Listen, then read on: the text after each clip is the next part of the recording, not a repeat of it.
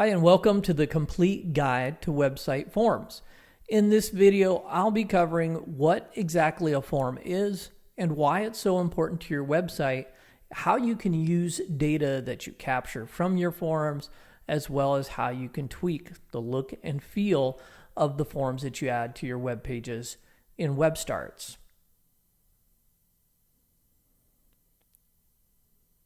Forms are one of the most important things that you can have on a website, and there are two primary reasons. One, it makes it easy for the people who are visiting your website to communicate with you. For example, instead of publishing your email address directly on your website where it can be picked up by bots and used for spam, you can instead provide a contact form that people can submit that will contain their contact data and other information that you request for them. For example, you might have a paragraph of text where they can describe their problem or what they're requesting. The second most important thing that you can do with a form is gather data. Forms are made up of fields. They're like name, email address, phone number, really whatever type of data you want to capture. You want to add those fields to your form, and then you can use that data to do things like follow up with your contacts.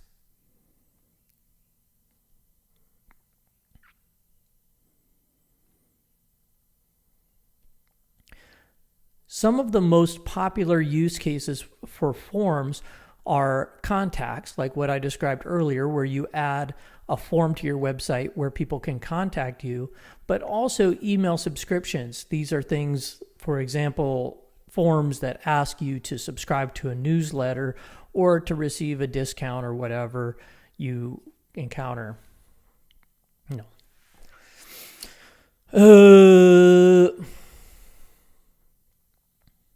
Some of the different types of forms that are popular are contact forms. I already covered that, talking about providing a way for people to get a hold of you using your website by submitting a form on your contact page or otherwise.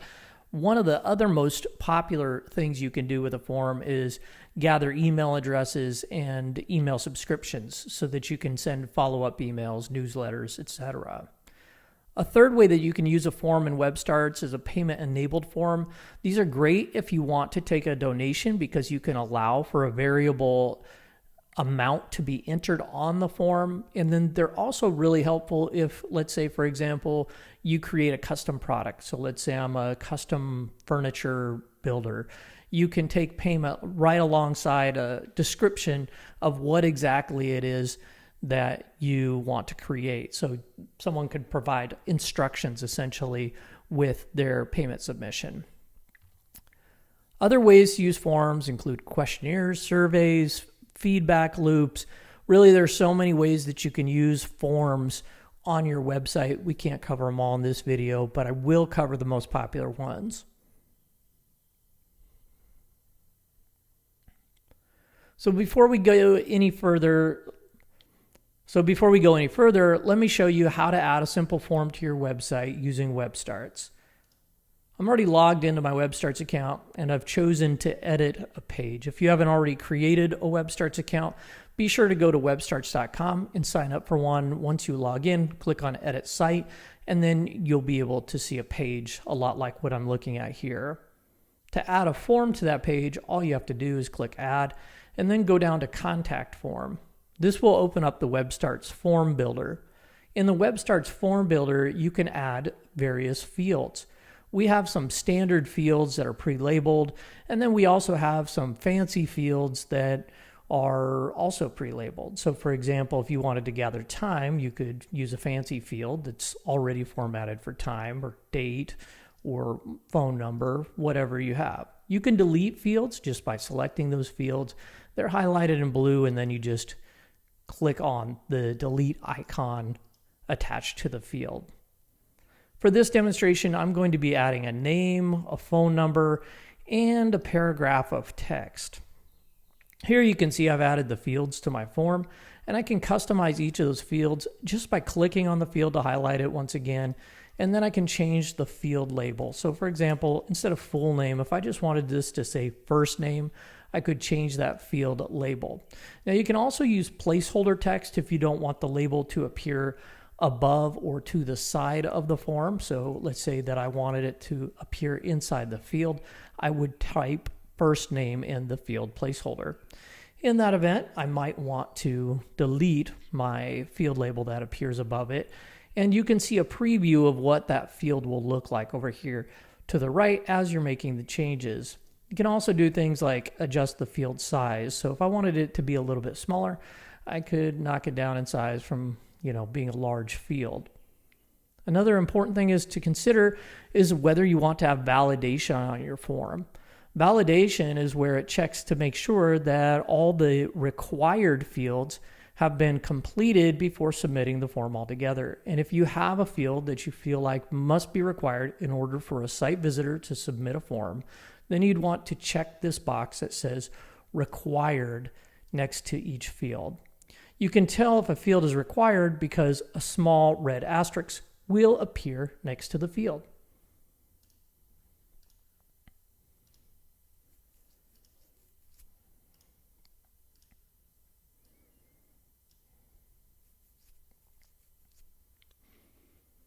Now that you've tinkered with some of the fields and field settings, let's take a look at the form settings. Now, when you get a form submitted on your website, you're probably going to want to know. And the way that we inform you is through an email address. So if you have email addresses where you'd like to get form submittals sent to, you need to enter them into here where it says send form submissions to. Now you can add additional email addresses and you can subtract them by clicking on this button. The next thing you want to keep in mind is whether you want to send somebody to a confirmation page. A confirmation page is helpful because instead of just getting the little dialog box in your browser that says thank you for your form submission or your form has been submitted, you can provide further instructions to the people who submitted the form, or you can take them to a specific location on your website. A lot of the time, I just create a custom thank you page that says something like, thank you for your form submission, we'll be getting back with you, or something similar. But you may want to take them to a different place on your website. So let's say, for example, you're selling a product, and after they submit the form, you want to take them to your store or whatever it is, then you would just choose your store from this drop-down menu. Use CAPTCHA is used to prevent bot spam. One of the unfortunate things about the internet is that there's a bunch of bots crawling all these websites and submitting all this data to different forms. And the only way to really block those is to enable CAPTCHA. What that does is it requires someone to verify that they're human by clicking on little images that a computer can't read or interpret. So if you're having problems with form spam, I recommend you turn on CAPTCHA. Do keep in mind that if you're adding any of your form data to an email list, we're going to use CAPTCHA. We're going to require CAPTCHA either way, so you don't need to enable it in those cases. That brings me to the next thing, which is specifying a mailing list. In WebStarts, when you gather data from a form, you can use that data in an email marketing list. Now, you can choose one of the lists that you've already created using the WebStarts email marketing app, or you can just drop people into the default list that is stored and then go tinker with the email marketing list later. Now that you've added the fields, you've tweaked your field settings and your form settings, it's time to insert that form onto your page. So you just click Insert Form. You can then drag your form wherever you want it to appear. If you'd like to further customize your form, you can do that by clicking on the Style brush. You can choose from different skins. So for example, if I wanted a little bit different button style, I could do that. And of course, you can change some of the colors and things up here in the color fill tool. If you want to customize it even further, click Customize Style. And if you're in a business account, you'll have access to these additional style tweaks.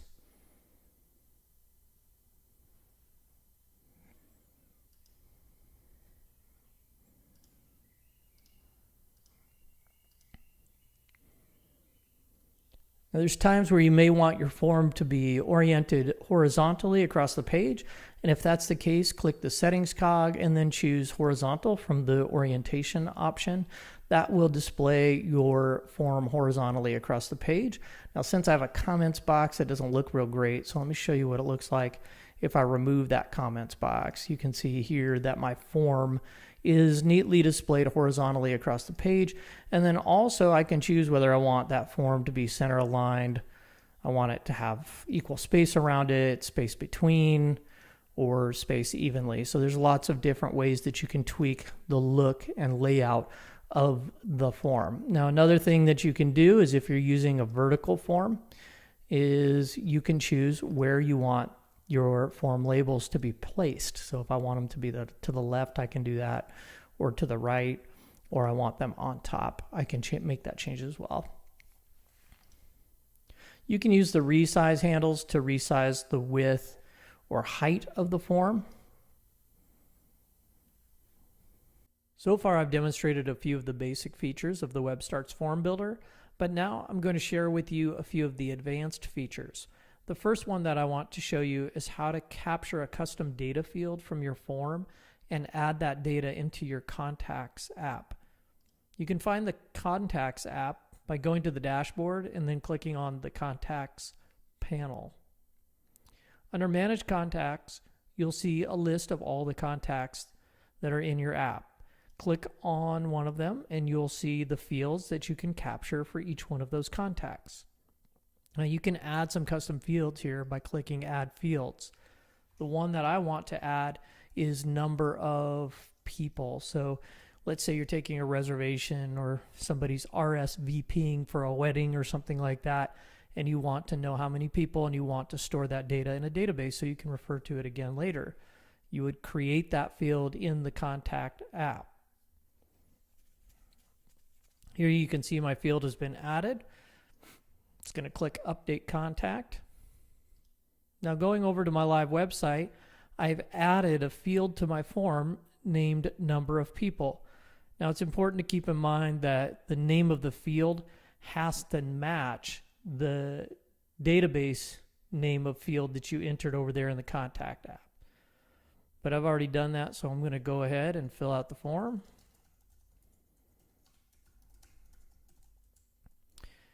And I don't need to complete all this data, but some of it. I'm going to click Submit. Now it's time for me to check this CAPTCHA box. And if you hear that chime, what it is that notifications are sent to your dashboard when somebody completes a form. So right up here under this bell, you can see the form data that was submitted. We also send you an email. But going back under the Contacts app and clicking on my record, I can scroll down and see now that I've captured the number of people in my party. And like I said, you can add those fields or remove them by clicking Add Fields. The next advanced feature of the WebStarts Form Builder I want to share with you is its integration with the WebStarts email marketing app. You can find the WebStarts email marketing app by going to the dashboard and then clicking on Email Marketing. Now this is a paid feature, so you will have to choose an email marketing plan for your account to get access to this. But when people are added to my form or they complete a form, I could specify which one of my email lists I want to place them in. And then once they're in that email list, I can send them pre-written auto responses that go out at regular intervals. So for example, I can write up 5 or 6 different messages I want to be sent out over the course of time, and those will go to the people who opted into my list. Or I can send broadcast emails just by clicking on Email Marketing app and then composing a new email and then sending it to everybody in that list. Let me show you in the editor how you specify which list you want those contacts to go into. And the first thing I'm going to do is navigate to the page where I have the contact form. I'm on my contact page. I click on the form. I click to edit the form. And under the form settings tab where it says mailing list, that's where you would select the place you want these people to be subscribed to, or the email list you want people to be subscribed to. So now I'm going to go ahead and save my changes and refresh my page. I'm going to show you what that looks like. So I'm just going to say my name is A. Barger, and I'm going to use a different email address than I've used previously. I'm not going to fill out all the fields, but I'm going to go ahead and submit it. Once again, we have the CAPTCHA verification just to make sure that the form isn't being spammed by a bot. And now when I go back to my dashboard in that account and I click on email marketing, and then I click on my lists, I added that to the members list. So I click on members, and there I am. So now I can send my regularly scheduled autoresponders or my broadcast emails to everybody in those lists. The next form I want to share with you is a payment-enabled form. To add the payment-enabled form, just go ahead and choose to add a contact form to your page. And then go ahead and choose the different fields that you would like to capture for your payment-enabled form. But make sure you add the payment field. Now, something to keep in mind is when you add a payment field, currently it only accepts PayPal as the payment processor. And in order to get people to go from PayPal back to your website, you'll have to make one small change in your PayPal account. So those are instructions on how to do that.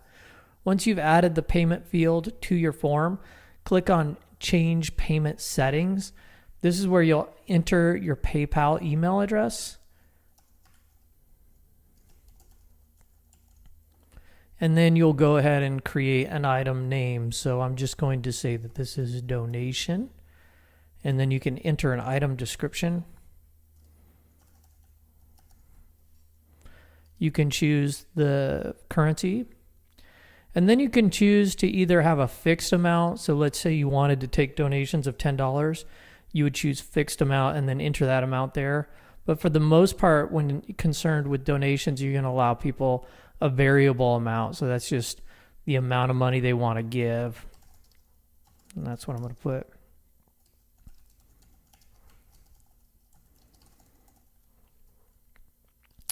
Of course, you can choose whether you'd like those fields to be required. And when you're ready, you just insert the form onto your page.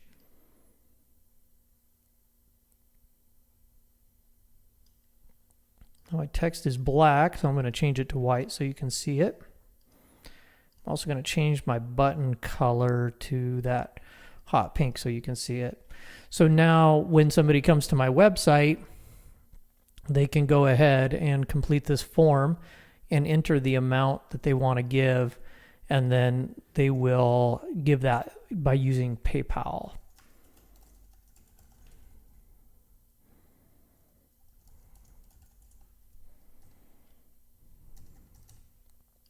You can see when I click submit,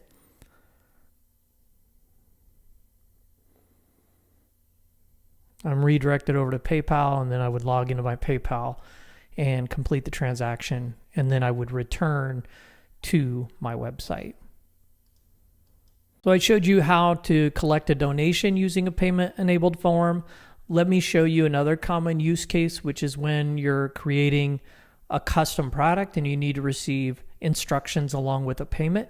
That's a good time to use a payment-enabled form. In that example, you probably are going to have some different form fields. Like, for example, you can say, what's the color you want? Desired color.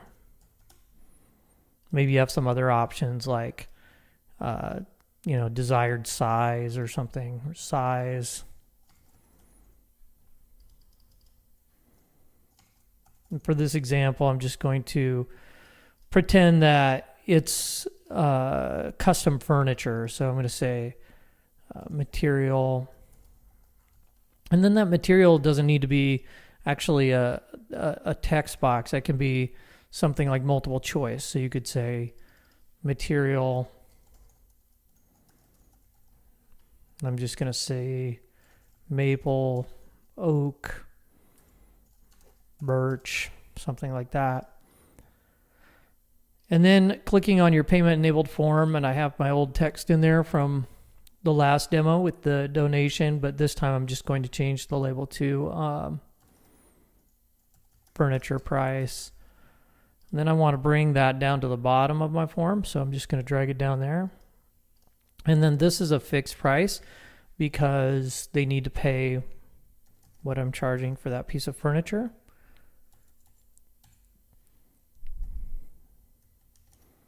I'm going to say it's $500. And then this is called custom furniture.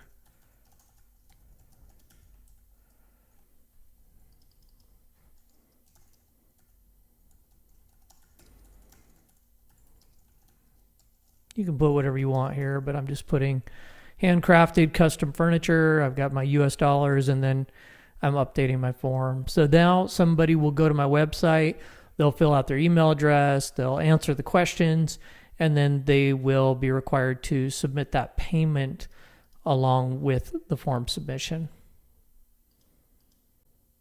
So now I've created some basic forms. I created some forms that had advanced features like the ability to add contacts to your contacts app, as well as your email marketing app, so you can send emails out to the people who you gathered email addresses through forms. And I even covered how to create a form for donations, and then one on how to collect payment along with instructions for something. A few other things to keep in mind that I did briefly touch on. One is when somebody completes a form, you will receive a notification in your dashboard. This will say a little number here, and then you can click on that notification to view it. And you'll receive an email as well. So anytime somebody submits a form, you'll get an email sent to your email address. And I hope that pretty much answers any questions that you have for the WebStarts form builder or how to work with a form on your website. If you do have any questions, be sure to leave them in the comment section below, and I'll get back to you right away. And also be sure to subscribe to our YouTube channel and enable your notifications to be the first to find out when I release a new video. And as always, be sure to visit webstarts.com to create your very own free website, just like you've seen here. Thanks for watching.